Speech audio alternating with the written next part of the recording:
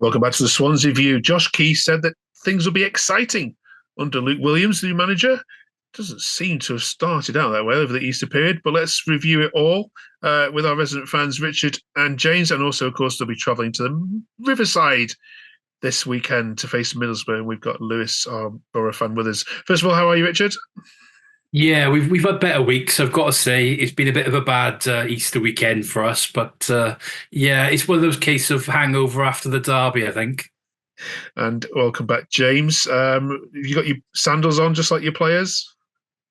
Well, to be honest, I think this has woke me up. I think I felt like I've just slept through the entire weekend. They're two of the most boring games of football I think I've ever watched in my life. All right, then let's have a quick chat about it. I mean, yeah, it's not going to live long in the memories either of these games. Let's talk about the QPR then. First of all, their goalkeeper got in the player of the play of the rounds for that one. So clearly, did something right. Was it just one of those days, Richard? Nothing went in. Well, we didn't do enough in the final third. You know, I can see. I can't really see how he was the player of the round as the keeper, but he did make a really good save, Begovic, from Ronaldo in the first half. Lovely little ball across from left from low, and he done a good smothering stop there. But we didn't create enough at all. We had hit the woodwork twice, snatched at a couple of efforts, but come on, you've got to be better than that at this level. Like it was like James said, it was boring. It was terrible football, and that's a problem with the philosophy we've got now. If you're not on it, it looks dreadful. Yeah. Sorry to keep coming back to this one, James, but Jerry Yates keeps coming in for criticism from Swans fans. Okay, I promise I won't ever ask about him again. But I think that the fact that obviously they paid money for him, and what is it, 6 goals in the whole season's games, it's just not good enough, is it? No, it's not. And I can feel sorry for a player when things aren't dropping for them. But for me, he's not even doing the basics right. His running towards the ball is shocking. His touch is abysmal. He doesn't seem to do a lot during the games. And like I say, if a player is doing the right things, which is not falling for them, you can absolutely feel sympathy for them. But I genuinely feel that we're just playing him because we paid a substantial fee for him. Again, I don't actually see what he brings to the side. I mean, there were 2 games earlier on the season where the entire time he was on the pitch, he didn't touch the ball. So I think that just sums it up. And throughout the QPR game, we started lofting the ball into the box all day. Like literally, all we do was just cross. If only we had a big 6'4" striker that we could use. But apparently he's injured, yet he's out playing for the Ukrainian Olympic team. So work that one out. The last time Swansea won at the Riverside was in the COVID area, and I think Woodgate lost his job following that game. What needs to change for Swansea then? Richard or James, you can come in on this one, because not had the best couple of results, and of course Middlesbrough are, as we've already just alluded to, are in a little bit of a nice bit of a run. What needs to change for you? Richard, you go first. Okay, well, you need to start fast. Williams always goes on about off the front foot, but it is true though. We do need to start quick, get the game going, and look with intent to try and make some chances. Because it's all very well having possession, playing around the midfield area, but if you're not threatening in that final third, it's pointless at the end of the day. So we need to get at them, harry those defenders, make them feel that we're going to be a threat rather than a team which is, you can settle and just put men behind the ball against, because that's what's happened with our recent games is teams have settled, they've got to snatch the goal somewhere, and then it's really hard to break down 10 men.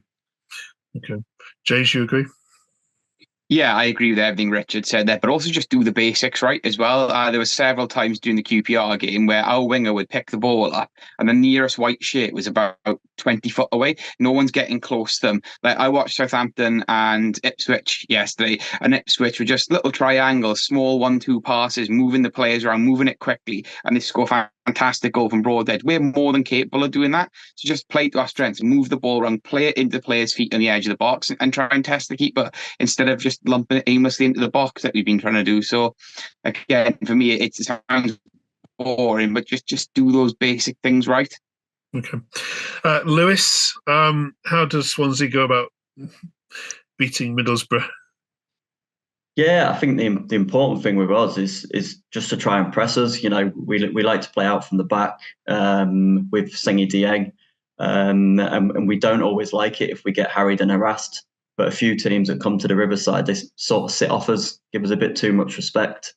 We are a good passing side, but we have got mistakes in us because, you know, before this run started, the likes of Plymouth and Bristol City, as the lads have said, come at us early, started pressing us early, and we didn't like it at all.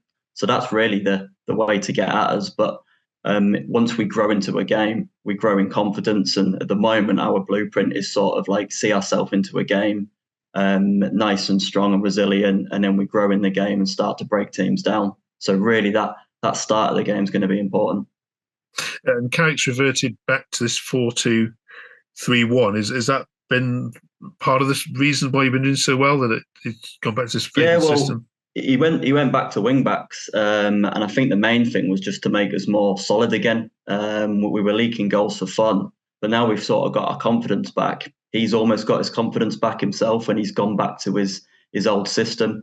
At the moment, we're playing Johnny Howson as a centre back. So we've got no centre backs left, but he can slot in anywhere. So with the back four and the two are properly sitting now, so we have got that extra bit of protection. We've gone back to his old way of playing, but I think it's just because we've got confidence in the side now, so we're playing that kind of style that he likes. Okay. Let's get some score predictions from you both. I think the reverse fixture was this Borough 1, didn't you?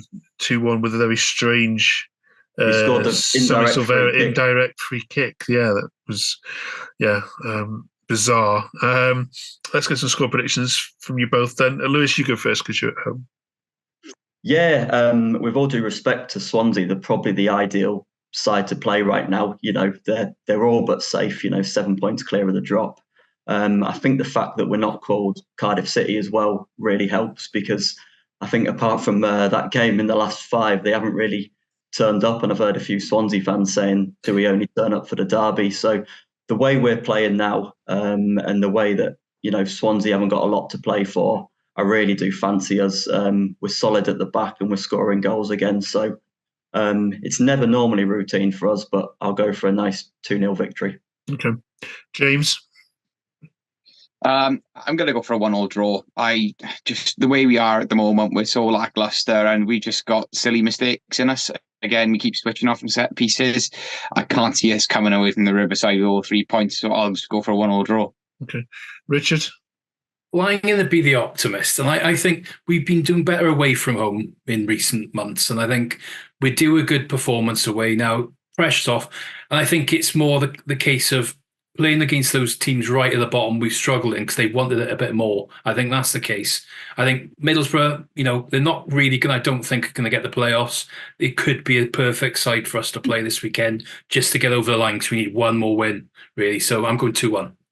Yeah, I was going to ask about that. You aren't seeing yourself safe just yet, are you? No, I think one more win now. Otherwise, you're going into next week and you're looking over your shoulders slightly. And especially playing against teams around, you get sucked in. So I think one more win. I think that'll be it then. But yeah. Okay. I'd like to ask you all as a group who's going down, because you've all just recently played most of the relegation favourites in Wednesday and Plymouth and Huddersfield. Lewis, which is forget Rotherham, but which of the teams would you worry for if you were a fan of? Yeah, I mean, based on Monday, Chef Wedder are in big trouble. They, like I say, they're the worst team I've seen at the Riverside this season, and you know they picked up a bit of form under Danny Rowe. They looked doomed about a couple of months ago, but they look really poor. And the other one's Plymouth. I think Plymouth are in free fall at the moment. You know, Massive win for Birmingham, and that's give them a bit of confidence. And I think apart from Whittaker, they're struggling Plymouth at the moment, and they just have a real lack of quality. So probably them 3 that you've mentioned. Okay. Richard? I think Huddersfield, and then one other really. And it's strange, really, you say about Sheffield Wednesday, but they were really good against us on the weekend on Friday. So yeah, I thought they had a bit of battle about them. But it's game by game, things change in the Championship. It's such a crazy league. But maybe Stoke, I don't know. Maybe Stoke could get sucked in. Okay.